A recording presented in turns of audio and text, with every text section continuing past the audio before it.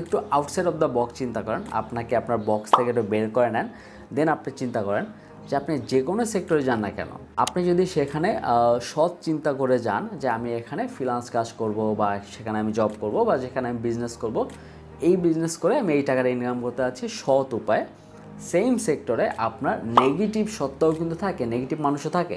আপনার কাছ থেকে $100 বা তার চেয়ে বেশি আরেকজন বসে থাকবে যে সেটা স্ক্যাম করতে চাবে। আমার ভিডিওর কমেন্টে আপনি দেখবেন, প্রায় সময় দেখবেন অনেকেই বলে যে আমি ফ্রিল্যান্স কাজ করি, আমি অমুক অ্যাপে কাজ করি বা অমুক ওয়েবসাইটে কাজ করি এবং এখান থেকে আপনি ঘরে বসে ইনকাম করতে পারবেন এই অ্যাপটা ইউজ করলে, এই ওয়েবসাইটটা ইউজ করলে।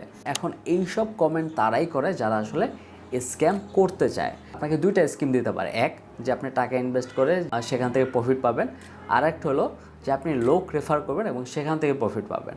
এখন লোক রেফার করা মানে হলো যে আপনার নিজের মতো করে যে আরও মানুষকে আপনি মুরগি বানান, দেন সেই মুরগির ভাগটা আপনিও পাবেন।